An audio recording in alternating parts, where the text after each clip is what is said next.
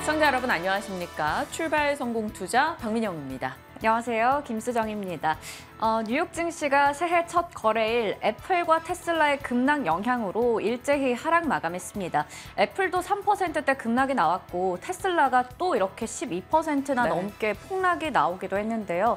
참 우려가 되는 일단 새해 첫 출발이었습니다. 한편 이 원자재 중에서도 금 가격이 1,850달러에 곧 임박했다라는 소식이 나오고 있는데요. 6개월 내 최고치라고 하죠. 어제 저희가 안전자산인 금에 대해서 좀 브리핑을 집중적으로 다뤄드린 바 있었습니다. 금 관련주 그리고 ETF까지 전략을 좀 세워봤었는데요. 오늘도 금 관련주들은 일단 국내에서 시세가 좀 나오지 않을까라는 생각이 드는데요. 네, 투자 뉴스에서 최대한 많은 소식을 발빠르게 전달하고자 애쓰고 있습니다. 시장에서 바라보고 있는 시선이 어디로 갈 것인가 오늘도 방향 같이 잡아볼 거고요. 그 안에서도 아이디어 같이 나눠가도록 하겠습니다. 일단 어제 국내장이 어떻게 진행이 됐었는가부터 복기를 해보면서 밤사이 들려왔던 소식들 같이 정리해 나가도록 하겠습니다. 자, 국내장부터 확인을 해보죠. 일단 어제장에서는 상당히 우려스러운 목소리가 많이 나왔습니다. 장중에 코스피가 2200선을 놓치는 흐름도 있었기 때문이었죠. ECB 라가르드 총재가 새롭게 금리 인상을 더 올려야 된다라는 필요성을 시사한 점도 시장에 부담이 되기도 했고요. 배당을 노리고 들어왔던 자금들이 빠르게 이탈하는 과정에서 여전히 금융투자의 매도세가 어제 거셌습니다. 사실 아찔했습니다. 거래 절벽 상황에서 받아주는 주체가 하나도 없는 상황, 매도에 굉장히 맥없이 무너졌던 어제 오전이었는데요. 10시 반경부터 분위기가 사뭇 달라집니다. 낙폭을 빠르게 줄였죠. 중국 증시가 개장을 한 영향이었는데요. 중국장이 개장을 하면서 올라갔고요. 개인들의 반대 매매 패닉세를 모면하는 흐름이 나타났습니다. 중국의 외교부장이 미국과 관계 개선을 지원하겠다라고 적극적인 의지를 피력했는데요. 사실 이가 공세적인 외교를 펼치는 인물로 유명한 인사인데 유화적인 발언을 내놓으면서 시장에 조금 긍정의 힘을 실어줬습니다. 여기에 중국에서 매를 먼저 맞았다고 표현을 해야 될까요? 코로나 감염이 빠르게 확산돼서 거의 베이징은 90%가 감염됐다라고 하죠. 그러다 보니까 좀 매를 먼저 맞은 일부 도시에서 일상 회복의 움직임이 나타났습니다. 대중교통의 이용 빈도가 올라가고 자영업자들의 매출이 70% 정도 회복됐다. 이런 소식 등이 전달이 됐습니다. 그러면서 중국의 리오프닝에 대한 기대, 중국으로 외국인의 자금이 쏠렸고요. 위안화 강세 움직임이 나타난 점도 중국으로의 외국인 투자자들의 자금이 들어간 요인이 됐습니다. 그러다 보니까 이 중국의 낙수 효과를 받으면서 우리 장도 낙폭을 조금 줄이는 움직임이 나타났죠. 코스피와 코스닥의 온도차는 살짝 있었습니다. 왜냐하면 코스피 측에서는 테슬라로 인한 인도량 부진 그 타격이 2차 전지 하락을 고스란히 영향을 줬고요. 코스닥 쪽에서는 그래도 올라설 수 있었던 건 반도체 세액 공제 이슈가 나오면서 반도체 소부장단의 종목들이 강한 시세를 보여줬습니다. 그리고 엔터나 콘텐츠주의 급등도 힘을 실어줬죠. 살짝 온도차는 있었으나 그래도 위기는 어제는 모면하는 느낌이었습니다. 자, 이 흐름에 대해서 반도체는 잠시 후에 좀 더 자세히 짚어보도록 할 거고요. 이러고 나서 뉴욕장이 상당히 궁금했었습니다. 그런데 뉴욕장을 전반적으로 지배했던 건 경기 침체 이슈였는데요. 어제 전해드렸던 IMF 총재의 발언이요. 세계의 3분의 1이 경기 침체에 빠질 것이다. 미국과 유럽과 중국이 경기가 함께 둔화되고 있기 때문에 침체에 대한 우려를 안고 가야 된다라고 이야기를 꺼냈죠. 뉴욕 증시에 이게 고스란히 반영이 됐습니다. 일단 발표된 지표가 좋지 않았어요. 12월 제조업 PMI가 46.2를 기록했습니다. 2년 7개월 내 최저치이고요. 월가에서 70% 이상이 올해 미국은 경기 침체가 올 것이다라고 전망하기도 했죠. 그리고 중국의 일단은 코로나 확진자가 굉장히 빠르게 폭증을 하고 있는 차원에서 수요 둔화 얘기가 나오며 국제유가가 크게 떨어졌습니다. 4% 이상요. 10년물 국채금리도 하락하면서 침체를 반영했고요. 미국과 유럽에서 한파가 생각보다 강하지 않았다라는 소식 속에 천연가스가 미국 가스가 10%, 유럽과 영국 가스가 6에서 8% 추가 하락을 나타냈습니다. 이러한 모든 시세가 뉴욕장에 녹아 있었고요. 3대 지수 모두 빠졌죠. 다우는 0.03%, 나스닥은 0.7% 이상 밀렸는데 사실 나스닥의 하락 지분 100%가 바로 애플과 테슬라라고 해도 과언이 아닙니다. 애플이 4%, 테슬라가 12% 폭락이 나오면서 전체적인 지수를 끌고 내려가는 흐름이 나타났죠. 경기 침체라는 타이틀 안에서 대표적인 종목 2개가 좀 더 큰 영향을 받은 겁니다. 애플이 시총 2조 달러를 하회했습니다. 1년 전만 해도 3조 달러 이상이었는데 결국 그걸 놓친 거죠. 4% 정도 하락했고요. 아마존이나 구글, 메타 등의 일부 종목들에서 그나마 버텨주면서 낙폭을 키워나가진 않을 수 있었습니다. 테슬라가 12% 빠진 점, 이것은 정말 애석하죠. 지난 연말 마지막 한 3거래일 동안 올렸던 거를 하루 만에 그냥 다 쳐낸 겁니다. 테슬라. 추가 하락에 대한 우려감 계속 나오고 있으나 증권가의 의견은 계속 분분하게 진행되고 있습니다. 유가가 큰 폭으로 떨어지면서 에너지주도 하락세를 나타냈고요. 여러 침체에 대한 이야기가 나오고 종목들의 낙폭이 크다 보니까 우려의 목소리가 등장하고 있습니다. 하지만 월가 일각에서는 이럴 때가 매수 기회다라고 외치고 있고요. 여기서 긴축의 강도가 급격히 둔화된다면 시장은 굉장히 탄력적으로 바뀔 것이다. 그리고 턴할 때는 많이 빠진 이들부터 올라설 수 있다라고 이야기하기도 합니다. 타이밍이 어려운 거죠. 사실 우리도 어느 정도 마음속으로 돌아설 땐 강할 거야라는 건 누구나 생각해 볼 수는 있는 것 같아요. 어찌됐건 애플과 테슬라 내용을 보면 수요에 대한 우려가 계속 전염되고 있다는 것을 느낍니다. 테슬라 어제 전해드렸죠. 또 찬물을 끼얹었다라며 인도량이 예상을 하회했다라는 점을 짚어들었었고요. 어제도 나왔던 소식인데요. 애플 중국의 부품 주문을 축소했다는 소식이 들려왔습니다. 에어팟과 애플워치, 맥북 등의 부품의 주문을 줄였다라는 겁니다. 다만 애플의 폭스콘 공장 가동률이 90% 이상 올라가고 있다는 얘기는 있기 때문에 그 부분을 좀 어느 쪽의 시장 분위기를 타느냐에 따라서 종목들의 영향은 조금 달라지겠습니다. 어찌됐건 부품 오더컷 이슈로 인해서 애플 또한 수요가 둔화되고 있다는 우려감을 같이 받고 있는 상황이죠. 애플과 테슬라의 하락이 상당히 뼈아픕니다. 자, 일단 자동차 쪽을 보시면 시세적으로 봤을 때 테슬라, 리비안, 루시드, 당연히 테슬라 급락 속에 전기차 수요 우려로 이어지다 보니까 리비안, 루시드 같이 밀렸습니다. 그런데 어제 자동차 판매 데이터가 나왔는데 중국의 전기차 판매 데이터가 꽤나 좋았습니다. 특히나 유럽으로의 전기차 판매량이 160% 이상 증가했다는 소식이 있었죠. 그러면서 샤오펑과 리오토 등의 시세가 시장 대비 상당히 강하게 진행이 됐고요. 또 내렸던 쪽을 보신다면 경기 침체 우려 속에 유가 급락, 에너지주 빠졌습니다. 천연가스가 하락하면서 신재생으로의 유인 약화 계속 말씀을 드렸었는데요. 어찌됐건 연말 연초 지금 태양광 쪽의 모멘텀이 약하긴 합니다. 썬파워, 인페이즈 등의 대형 종목들도 4% 이상 빠졌네요. 자, 반면에 중국은 어찌됐건 확산과 그리고 그 이후에 리오프닝을 같이 보고 있습니다. 그래서 중국 ADR 종목들 강한 흐름이 나타났고요. 여기서 윈리조트랑 라스베가스 샌즈 같은 경우는 뭐 중국 종목은 아닙니다만 어찌됐건 중국의 리오프닝 이슈와 함께 웰스파고에서 카지노주에 대해서 긍정적인 의견을 냈습니다. 이들의 주가는 같이 영향받아 올라가기도 했네요. 희비가 많이 엇갈렸습니다. 전체적으로는 엔화 강세 움직임 속에서 엔과 수출 경합도가 높은 섹터 종목들이 52주 최저가를 기록하는 특이점도 있었습니다. 이것도 조만간 방송 브리핑을 한번 준비를 할 건데요. 강달러 속에서 다른 통화가 다 절하되던 시기가 싹 바뀌었잖아요. 그러면서 연초부터 엔화 강세, 그리고 어제 위안화도 뛰었고요. 이런 역통화 정책 흐름이 나타나고 있습니다. 이 부분에 대해서 조만간 한번 준비해서 전해드리도록 할게요. 자, 시장에 대한 이야기를 계속해서 풀어나가고 있습니다. 뉴욕장 좀 분위기를 살펴봤고요. 추가적인 내용들을 좀 더 짚어봐야 될 텐데요. 잠시 그래픽상 오류가 있었습니다. 다시 한번 열어보도록 할게요. 어찌됐건 전반적인 분위기 속에서 시장에 대한 이야기를 계속 이어나가도록 할 텐데 어제 우리 장에서 보면은 여행이나 항공이나 이런 리오프닝 쪽 종목들의 분위기가 훨씬 좋았죠. 네, 맞습니다.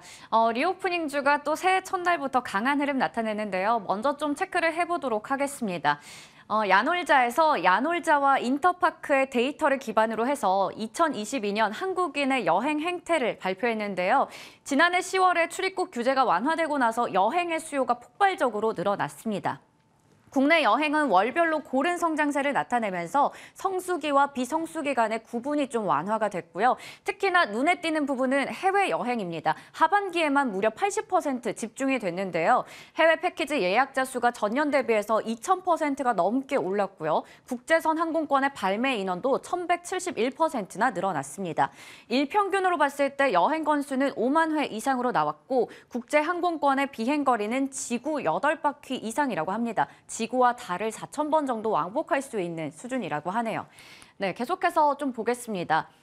월별과 지역별로 이 패키지 여행이 급증하고 있습니다. 보시는 것처럼 첫 번째 그래프가 하나투어 쪽인데요. 월별 패키지의 이 승객들의 숫자가 계속해서 늘어나고 있는 부분 체크할 수가 있겠고요. 이 패키지 여행 인원의 비중을 보더라도 지금 보시는 것처럼 국내가 37%, 동남아가 25%를 기록했습니다. 밑에는 모두 투어입니다. 역시나 하반기로 갈수록 월별 패키지 승객들의 숫자가 늘어나고 있죠. 그리고 이 여행 인원 비중이 지난해 12월 기준으로 해서 동남아가 55%, 일본이 25%를 차지했습니다. 이렇듯이 지금 제 주변에만 보더라도 최근에 여행을 갔다 하는 친구들을 보면 10명 중에 8명은 일본을 가더라고요. 최고 인기 여행지 요즘에 일본이죠. 뭐 후쿠오카에 가면 한국말이 더 많이 들린다 이런 얘기도 있더라고요. 일본은 전체 여행 예약의 20% 이상을 차지하고 있습니다. 어떻게 보면 이 여러 나라 중에서 가장 늦게 여행 규제가, 출입국 규제가 완화됐음에도 불구하고 폭발적인 인기를 누리고 있습니다. 거기다가 최근에 엔저 현상이 나타나면서 이 여행비가 저렴해진 메리트도 있겠죠. 국제선 항공권 기준으로 했을 때 일본이 20% 이상의 비중을 차지했고요. 패키지 여행 같은 경우에는 앞서 봤듯이 베트남이나 태국이나 필리핀 같은 동남아 쪽 근거리 여행지가 인기를 누리고 있습니다. 이러한 부분들은 2022년 10월부터 12월까지 3개월간의 일본 숙소의 예약 현황만 보시더라도 2019년 동기 대비해서 상당히 폭발적으로 증가한 부분 함께 확인해 보실 수가 있습니다. 새해부터 여행 항공주 너나 할 것 없이 강했습니다. 어제장에서요. 모두 투어가 8%대로 참 좋은 여행 6% 가까이 올랐고요. 항공주 중에서는 아무래도 LCC 관련주들이 일본 노선과도 직접적인 연관이 있기 때문에 좀 더 강한 시세를 분출했습니다. 티웨이 항공이 4%대, 진에어도 3% 정도 상승세 나타냈고요. 이외에도 카지노라던가 면세점 관련주들도 상승불을 켰습니다. 그런데 역시나 좀 우려할 상황은 있습니다. 중국에서는 내부 방역 규제를 계속해서 완화하고 있지만 정작 지금 한국과 호주, 미국, 영국 등 14개국 이상이 중국에 대해서 규제를 강화하고 있습니다. 지금 우리나라에서 하고 있는 대응 계획만 좀 체크를 해볼 텐데요. 중국의 이 단기 관광 비자 발급을 제한하는 모습 나타났고요. 중국발 운항의 항공편이 축소되고 있고 무엇보다 이 1월 2일부터는 중국인들이 이 코로나19 PCR 검사를 무조건 받아야 하고요. 그리고 1월 5일부터는 결과를 무조건 또 제출을 해야 되는 그러한 식으로 방역 규제가 지금 나타나고 있습니다. 거기에다가 상호주의 원칙을 적용을 해서 이 중국발 확진자가 나온다면 검사나 진료나 입원 같은 모든 비용은 자기가 직접 부담해야 된다라고 밝혔습니다. 상황이 이렇다 보니까 중국에서는 굉장히 또 분노의 목소리를 내고 있습니다. 이제 뭐 한국에 대해서 사지 않습니다. 가지 않습니다. 노한국 움직임이 나타나고 있다고 하죠. 중국 네티즌들이 여러 SNS 매체를 통해서 분노의 목소리를 표출하고 있는데요. 아버지 나라에 대한 예의가 아니다 이러한 이야기를 해서 이건 또 무슨 얘기인가라는 생각도 들고요. 중국에 대한 불매 이슈가 여전한 가운데서 또 전 세계적으로 여행객들이 늘어나자 홍역이 다시 3년 만에 발생하고 있다고 합니다. 이러한 이슈들이 있긴 한데 일단 중국의 이슈가 지금 여행 항공주에게 그리 크게 작용하지 않고 있지만 만약에 이게 또 심해진다면 화장품이나 카지노 관련주에 대한 눈높이를 낮춰야 할지 좀 체크해볼 필요가 있을 것 같고요. 그 밖에 앞서 봤듯이 일본이나 근거리 여행지 인기 누리고 있고 다가오는 설 연휴 맞아서 여행 특수 누릴 수 있을지도 기대가 되는 상황에서 여행 항공주 어떤 시각으로 접근해야 될지 여쭤보도록 하겠습니다. 네. 참 중국의 입장도 뭐 일부 분노한다라는 거에 대해서 서운함 정도는 가능한데 저런 헛소리까지 더했다라는 게 어이가 없기도 합니다. 뭐 어찌 됐건 중국의 리오프닝은 우리가 무시할 수 없는 부분인데 분명히 이 정도에서 중국의 반발이 있다면 살짝 영향은 줄 수 있겠다라는 생각은 듭니다. 좀 주의하면서 그 내용들 들여다보도록 하죠. 자, 리오프닝주에 대한 전략 잠시 후에 추가적으로 나눠볼 거고요. 이제 반도체 쪽 그리고 IT 쪽의 분위기가 달라지고 있어서 그거 좀 짚어보고자 합니다. 자, 어제부터 우리 시장에서 계속해서 나타나고 있는 최근의 흐름이요. 낙폭 과대 종목을 찾아가는 모양이 나타납니다. 첫 번째로는 자동차였죠. 미국의 인플레이션 감축법에서 리스차에 대한 보조금을 지급한다라는 얘기에 힘입어서 실적이 부각됐고요. 어제 판매 데이터도 나왔는데 괜찮았습니다. 그러면서 3거래 연속해서 자동차주가 견조한 흐름이 나타났고요. 그리고 나서 시장이 또 눈을 돌립니다. 다른 낙폭 과대주가 무엇이 있었는가?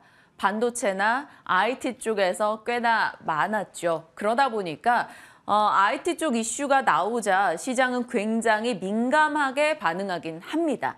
이 모든 것들이 시세의 연속을 띄워주면 좋겠습니다만 애플이나 테슬라 영향 등도 있고요. 수요에 대한 우려감이 남아있기 때문에 침체와의 싸움은 계속해야 될 것 같아요. 많이 빠졌다와 경기 침체, 지속적인 싸움을 해나갈 겁니다. 어찌됐건 지금 반도체와 IT 쪽으로 낙폭 과대 종목 집중이 되고 있다 보니 거기서 들려온 이슈들 정리를 좀 해보죠. 한 5가지 소식만 추려봤습니다. 일단 이건 뭐 3일간 계속 전달을 해드리고 있네요. 주말 사이에 추경호 경제부총리가 이번 주 반도체 설비 투자 세액 공제율 2자리로 올릴 거야 라고 얘기했다 전해드렸고 어제 빠르면 오늘 나옵니다 라고 전해드렸는데 어제 최종 결정안이 결정이 됐습니다. 대기업은 15%로 올립니다. 6에서 8%로 올렸는데 윤석열 대통령이 더 올리자라고 얘기를 했고 그게 15%로 올라간 거죠. 그리고 중소기업은 25%. 여기에 추가로 투자하는 자금에 대해서는 추가 10%를 더해줍니다. 그래서 최대로 보면 대기업은 25, 중소기업은 35%까지 세액공제를 받을 수 있게 되는 거죠. 2월에 국회 통과되는 것이 이제 중요한 관건인데요. 야당의 반발이 조금 만만치 않다고는 합니다. 어떻게 진행될지 봐야겠습니다만 어찌됐건 지금으로선 굉장히 환호할 만한 내용이 되겠죠. 어제 그래서 국내장에서 반도체 소부장의 종목이 좋았습니다. 어제 지수가 밀려날 때 뭐 상당한 영향을 줬던 건 SK 하이닉스인데 이 이슈가 나오고 중국장 개장과 함께 반도체 쪽이 결국엔 지수의 머리채를 잡고 올라갔다라는 표현 등을 많이 하더라고요. SK 하이닉스가 낙폭을 확 줄였고요. 신영증권에서는 이번 이슈가 퍼센테이지 올라간 게 꽤나 크다. 그리고 이로 인해서 냈던 세금에 대해서 어느 정도 돌려받는 돈이 생길 것이다. 3분의 1 정도. 앞으로 설비 투자는 더 많이 늘어날 것이다. 이런 목소리를 냈습니다. 그 영향 속에 IT 쪽 종목들 흐름이 괜찮았는데요. 심택이나 원익 QNC, 원익 IPS, PSK 등의 장비주부터 해서 기판주까지 줄줄이 올라가는 흐름이 나타나기도 했습니다. 이게 어제 코스닥에 끌어올리는 힘 중에 하나였고요. 또 다른 IT 쪽 소식은 이겁니다. 로봇이요. XR 쪽에서 수급이 꽤 빠지고 로봇으로 이동했다라는 것을 어제 전해드렸던 바가 있었는데요. 이 삼성의 로봇 사업에 대한 이야기를 10월경에 말씀을 드렸었습니다. 유진투자가 로봇은 일시적 테마가 아니다. 그리고 KB에서는 삼성의 사업을 보면 로봇으로 가고 있는 게 보인다라는 내용이었었죠. 작년 연초에 10명이던 로봇 사업팀 규모를 삼성에서 10배 정도로 키웠고 5월경에는 지금 130명 정도인데 이걸 연말까지 2배 늘릴 거다. 이런 얘기가 나왔습니다. 그러면서 4월, 5월에 삼성 DX 로봇 사업팀에서 채용 규모가 계속 커지는 것을 확인할 수가 있었고요. 어찌됐건 이 말은 삼성도 그렇고 대기업들이 로봇의 진심이다라는 거였습니다. 어제장에서 이슈가 됐던 게 이거였죠. 삼성전자가 레인보우 로보틱스 유중에 참여한다. 로봇 사업에 관심을 두고 있다라는 것이고 협동 로봇의 강자로 꼽히는 레인보우 로보틱스의 관심이 확 올라간 겁니다. 어제 주가 급등 나왔고요. 다른 협동 로봇 종목이나 협동 로봇에 들어가는 감속기, SPG 이런 업체들의 주가도 같이 강하게 나오기도 했습니다. 다만 CES 목전에 두고 있다 보니까 오히려 뉴스 나오고 나면 조금 이익 실현 관점으로 대응하자 단기적으로는요. 이런 목소리도 많이 나오니까 같이 점검하시길 바라겠고요. 자, 또 다른 IT 이슈는 DDR5입니다. 반도체계의 유니콘이라고 많이들 표현을 하죠. 인텔의 사파이어 래피즈. 결국엔 1월 10일에 초도 물량과 샘플이 나오고 5월경에 사파이어 래피즈 생산이 확대될 거다라는 이야기가 또 나왔습니다. 긁지 않은 복권처럼 내 주머니에 넣어놓고 있었는데 이제 드디어 좀 복권을 긁어볼 수 있을지. 하반기에는 생산 확대에 대한 기대감 나오고 있거든요. DDR5 관련주들이 이렇게 제가 추려서 늘 보여드려 왔었는데 뒤에 보면 이렇게 가로에 들어가 있는 수치가 어제 상승률입니다. 보시다시피 기판 쪽의 상승률이 훨씬 압도적으로 진행이 됐고요. 심텍과 TLB, 코리아 서키트, 대덕전자까지 6에서 7% 올라가기도 했습니다.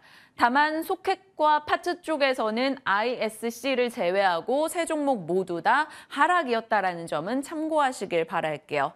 다만 DDR5는 정말 나온다 하고 몇 번씩 미뤄졌던 바가 있죠. 마치 애플카 같은 느낌입니다. 그렇기 때문에 조금은 더 공격적인 대응보다는 살피면서 가는 게 필요하지 않을까라는 생각도 듭니다. 너무 방어적일 수도 있고요, 제가.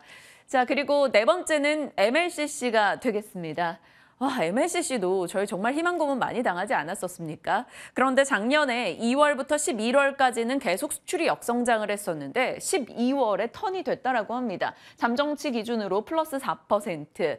2분기부터 오팡이 개선될 거다라는 이야기가 어제 추가로 더해졌습니다. 그 근거가 바로 선제적인 재고 조정이 있었다라는 건데요. 중국에서 보시면 품목별 소매 판매 팬데믹 직전 추세 대비 괴리율, 그냥 한마디로 재고를 얼마나 어디서 많이 털었냐 이렇게 되겠습니다. 그런데 통신기기 쪽, IT 기기 쪽에서 재고를 가장 많이 소진을 했거든요. 그 말은즉슨 이제 다시 재고를 축적하지 않겠는가. 스마트 기기 수요가 조금 회복되지 않겠는가 이렇게 해석을 해볼 수도 있지 않을까요? 그렇다면 중국향 MLCC 타격을 받았던 업체들이 조금 관심을 받지 않겠느냐라는 논리로 가고 있는 겁니다. 많이 밀리기도 했었고요. 삼성전기, 아모텍 등의 종목들 어제 좋은 흐름이 나타났고요. 대주전자재료, 사마콘덴서도 같이 올랐습니다. MLCC 전반의 강세, 연속성 뛸 수 있을지 궁금해집니다. 자, 다섯 번째 끝자락으로. 이거는 어제 정말 끝자락에 시간외에서 시세 반영이 됐는데요. 사실 장중에 나왔던 뉴스입니다. 데이터 센터에 돈이 몰리고 있다. 그동안은 통신사를 중심으로 데이터 센터 투자가 많았었더라면 지금은 건설사부터 사모펀드, 자산운용사 여기저기 돈을 들고 데이터 센터에 투자를 하고 있다라는 소식이었고요.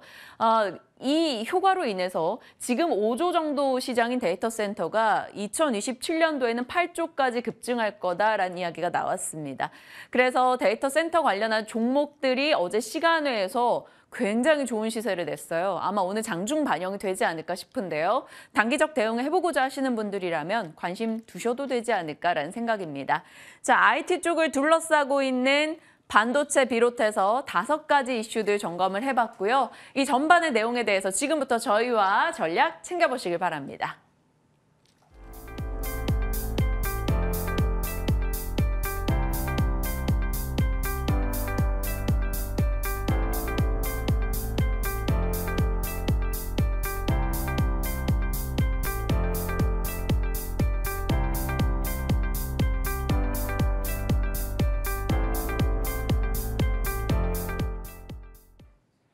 앞서 다뤄본 이야기에 대해서 전략 나눠보겠습니다. 사실은 오늘 유창희 대표님의 출연 날인데요. 조금 개인적으로 이 몸 상태가 좋지 않으셔가지고 오늘 자리하지 못하셨습니다. 목이 좀 많이 안 좋으시더라고요.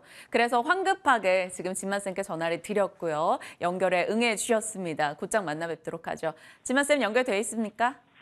네, 안녕하세요. 네, 반갑습니다. 또 갑작스러운 연결에도 응해 주셔서 감사드려요. 이건 아닙니다. 당연히 해야 될 일입니다. 네. 밤사이에 뉴욕장이 뭐 테슬라 애플을 제외하고는 괜찮았다라고 볼 정도로 테슬라 애플의 급락이 좀 충격을 줬었는데요. 새해 첫 거래일이 시사하는 바가 좀 있을 겁니다. 어떻게 전략을 짜야 될지 좀 고민을 해주시죠. 네, 일단 어제 제조업 구매 관리자 지수가 나왔는데 이제 거기 내용을 좀 살펴보시게 되면은 이제 인플레이션의 압력이 눈에 띄게 완화되다. 즉 이제 어느 정도 과연 이제 소비자 물가 지수가 과연 지수에 얼마만큼 긍정적인 영향을 계속적으로 줄 수 있을지 여부가 좀 불투명하며 좀 중요하게 생각이 되는 게 지금 고용이 계속적으로 강하고요. 그다음에 신규 주문 감소 속도가 빨라진 가운데 생산량이 좀 더 큰 폭으로 감소하고 있습니다. 즉, 이제 애플이나 테슬라 같은 재화 관련된 이제 예를 들어 아이폰이라든지 테슬라 차량 관련돼서 소비가 계속 주는데 고용은 강하고 거기다 추가적으로 계속적으로 고용이 해고가 이루어지지만 바로 재취업이 되는 그런 이제 스트롱 아메리카 현상이 이어지면서 아무래도 좀 제조업 관련된 종목들 혹은 이제 재화 관련된 종목들이 좀 많이 빠진 것 같습니다. 그래서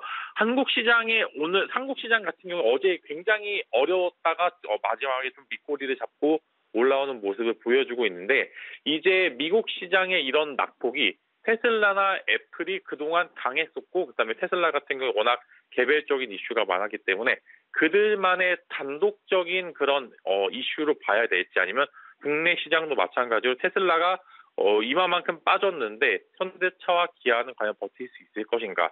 애플이 이만큼 빠졌는데 삼성전자 등 이제 삼성전자나 하이닉스 같은 기타 여러 가지 반도체 업종들도 버틸 수 있는지가 좀 중요하다고 보고요. 오늘 시초가 마찬가지로 조금 안 좋게 시작할 가능성이 굉장히 큽니다. 그러나 일단은 기관들의 매도 물량이 대략 한 1조 원 정도 남았기 때문에 이번 주 정도에 좀 마무리될 것으로 생각이 되고 있고요. 전반적으로 봤었을 때 시장의 우호적인 환경은 아닙니다. 그러나 일단 바닥권에 있다라는 그런 이야기.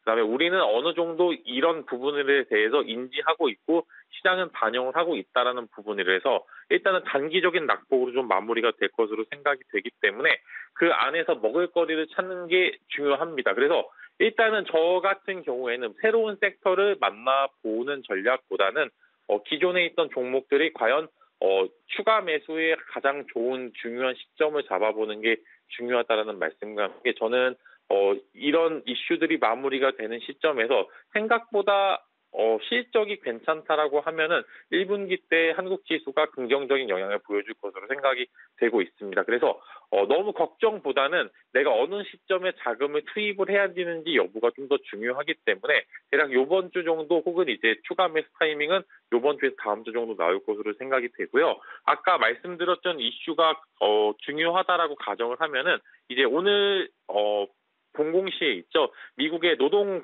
구인이직 보고서가 굉장히 중요한 포인트로 작용됩니다. 즉 이제 내일 이제 구인이직 보고서랑 함께 이제 FOMC 위사록이 공개가 되는데 저는 사실 구인이직 보고서가 조금 더 시장에 큰 파급력이 나타날 수 있다라는 말씀과 함께 오늘 미국장이 가장 중요하다라는 말씀으로 이제 조금 관망과 함께 아직 추가 매수 타이밍은 내일 정도면 나올 것 같다라고 코멘트 드리도록 하겠습니다. 네, 사실 테슬라에 대해서 12월 중순에 진만쌤과 저희가 얘기를 나눴을 때 아직 그 정도 급락이 나왔음에도 아직은 아닌 것 같다라고 답변을 주셨었는데 지금의 테슬라에게도 좀 같은 의견이실지 궁금합니다. 뭐 테슬라에 대해서 의견이 너무 극명해요. 이 증권가 보고서는 목표가 100% 이상이고요. 뭐 지수 기준으로 보면 50%는 더 빠져야 된다라는 얘기도 있고요. 어느 쪽에 좀 더 가까우세요? 이제 원하던 가격대는 온 것 같습니다. 저는 이제 100불을 기준으로 일단은 지지선을 생각을 하고 있었고요. 여기서 추가적인 낙폭을 추가적인 낙폭을 보여줄 만한 요소들은 많이 적다라고 생각을 하고 있긴 사실 개별적인 이슈가 너무 많습니다. 여기서 뭐 추가적인 일론 머스크의 매도가 나온다든지 기타 여러 가지 개별적인 이슈를 제외하고는 지금 그래도 완전 고PER 종목에서 한 PER이 35 정도까지 내려오긴 했습니다. 그래서 저는 100불 정도면 한번 베팅해 볼 만한 구간이 왔다. 여기서 추가적인 낙폭을 보여주기에는 이거 이렇게 추가적인 이슈가 좀 부족하고 오히려 뭐 사이버 트럭이라든지 여러 가지 이슈들이 오히려 부각받기 좋은 시각이다라는 말씀으로 테슬라는 현재 구간에서는 매력적인 구간이다라고 의견을 바꿔서 제시를 드리도록 하겠습니다. 네. 한 달 동안 정말 가열찬 하락이 나왔던 테슬라입니다. 지금의 가격은 좀 매력적으로 느껴진다라고 답변을 추가적으로 주셨고요. 이제 조금 짧게 가볼게요. 여행과 항공 쪽이 어제 또 강했습니다. 뭐 모두투어, 하나투어, 그리고 LCC 위주의 강세가 나타났는데 중국에서 노 한국을 외치고 있어요. 뭐 당연히 중국에서는 이것에 대해 좀 보복을 하겠다라는 목소리들도 꽤 나오고 있는데 그 영향은 어느 정도 있을지, 그리고 뭐 비단 중국뿐만이 아니라 사실 우리가 나가는 국가들이 뭐 일본이나 동남아 쪽도 최근 많이 급증을 하고 있기 때문에 여행 항공주에 대한 시각 정리 좀 부탁드릴게요. 네, 어제 여행주가 생각보다 엄청 좋았습니다. 그동안 걱정했고 우려했던 부분들을 제외하고 긍정적인 포인트들이 시장에서 부각을 받은 것 같은데요. 제가 말씀드린 포인트는 돌아서 다시 나올 이슈라고 하고 그 시기가 짧다라고 하면은 분명히 하락대 추가 매수라든지 혹은 신규 매수가 가능하다라고 말씀을 드렸고 그 대상에 여행주도 포함을 드렸습니다. 그래서 이런 포인트로 접근을 하는데 사실 뭐 어제 이슈가 나왔던 게 있죠. 뭐 중국에서 노 한국 뭐 이런 좀 어이없는 기사가 나오긴 했습니다. 뭐 사실 보고서 코웃음을 좀 치긴 했지만 개별적인 그런 이제 좀 조그만한 기사가 좀 국내 시장에서 좀 대서특필되는 그런 경우가 있는데 저는 그런 포인트로 적용이 된다라고 하고요. 사실 중국의 그 수많은 인구의 의견이 합쳐지기는 쉽지가 않습니다. 그런 이제 뭐 반한 운동이 나온다고 하더라도 그 영향은 미비하다라고 말씀을 드리겠고 만약에 빗장이 풀리게 된다라고 하면 오히려 폭발적인 수요가 증가할 가능성이 있기 때문에 오히려 이런 이슈 때문에 빠지게 된다. 좀 이제 주가 하락이 있다라고 하면은 여행이나 항공주들은 충분히 추가 매수가 가능 혹은 신규 매수가 가능한 시간이다라는 말씀과 함께 사실 중국이 들어오지 않는다라고 하더라도 국내외에 워낙 활발하게 조금 여행을 가시는 분들이 많기 때문에 그만큼 훨씬 더 높은 이제 성장성을 보여줄 것으로 생각이 되기 때문에 그런 부분들에서 너무 걱정하실 필요는 없다라고 생각이 되고 있습니다. 그래서 뭐 이 항공주 이전부터 좀 제주항공 괜찮다고 말씀을 드렸었는데 그래서 주가 탄력이 굉장히 잘 나오고 있고 여전히 조금 상승 구간이 더 있죠. 한 10% 이상의 상승 구간은 다 나올 수 있을 것이라고 생각이 되고요. 추가적으로 이제 아시아나 항공과 대한항공의 합병 승인이 이루어지게 된다라고 하면은 추가적으로 항공 쪽에 살짝 더 긍정적인 영향을 줄 수 있기 때문에 여행 항공 현재 구간에서 만약에 어제 주가 탄력성 굉장히 좋아서 오늘도 크게 밀리지 않는다라고 하면은 신규 매수도 가능하지만 혹여나 이제 아까 말씀드렸던 뭐 독특한 이슈로 인해서 주가 하락이 있을 경우에는 저는 추가 매수나 신규 매수가 가능한 구간이다라고 말씀드리고 만약에 그 구간이 오게 되면 다시 한번 코멘트 드리겠지만 전반적으로 이런 여러 가지 이슈들이 이들의 성장세를 막을 수는 없다라고 말씀을 드리도록 하겠습니다. 네, 여행 항공 섹터에 대해서 추가 상승 여력 10% 정도는 더 있을 것 같다라고 판단 내려주셨고요. 탑픽 종목들도 제시했습니다. 반도체 가겠습니다. 어제 세액공제 퍼센테이지가 확 올라갔다라는 소식이 들려왔어요. 소부장 중심으로 좀 반응을 보여줬었는데요. 관련해서 조금 관전 포인트, 탑픽 종목 어떻게 꼽으시는지요?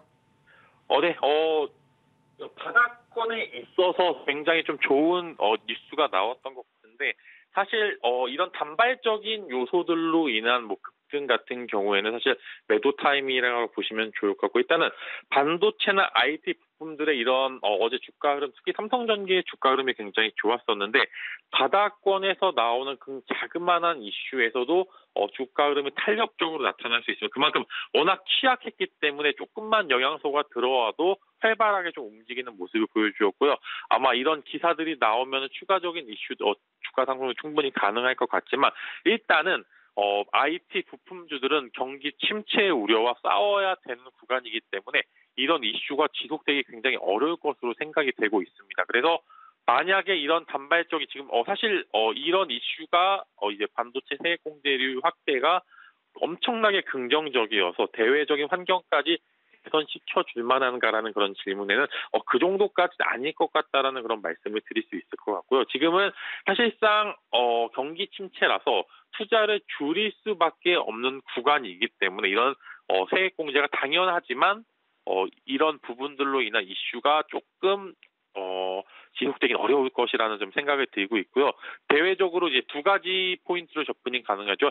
이제 더 이상 빠질 곳이 없다. 이미 경기 침체에 대한 우려는 어느 정도 선 반영이 돼 있다라는 그런 포인트와 그다음에 추가적으로 이제 그럼에도 불구하고 계속적으로 미국 쪽에 좀 소비 쪽에 있는 주식들이 빠지는 것을 봤을 때 아직은 이르다라는 그런 판단, 두 가지 판단과 싸우셔야 되고요. 어느 의견도 다 맞는 상황인데 카멜레온 같은 전략을 쓰셔야 됩니다. 1번과 2번을 왔다 갔다 하는 전략을 쓰셔야 되고요. 지금 현재 구간에서는 아직은 조금 추가 매수는 가능하지만 단기적으로 이들의 주가 지속성을 보여주기에는 힘들기 때문에 아직 추가 매수의 여유 자금은 충분히 남겨주시고 이제 신규 매수하시는 분들께서는 1차 매수 정도까지만 가능한 구간이다라고 말씀을 드리겠고 일단 1분기 때 즉 이번 주에 이제 삼성전자 실적 발표가 시장에서 어떤 포인트로 반영을 해줄지 선반영된 포인트로 봐줄지 아니면은 여전히 계속적으로 침체로 주가는 더 빠질 거야. 이런 포인트로 시장에서 받아줄지 여부를 체크하시고 난 후에 들어가시는 게 훨씬 더 안전한 투자 방법이라고 말씀을 드리겠습니다. 낙폭 과대와 경기 침체로 인한 수요 둔화 이 사이에 줄다리기가 아직 이뤄지고 있으니 지나친 공격적 대응은 자제해보자라는 의견이고요. 시세의 연속성에 대해서는 조금은 더 나는 지켜보고 가겠다라는 답변 정리하겠습니다. 오늘 갑작스런 연결에도 응해주셔서 너무 감사드리고요. 내일 또 뵙겠습니다. 진만쌤 고맙습니다. 네, 감사합니다.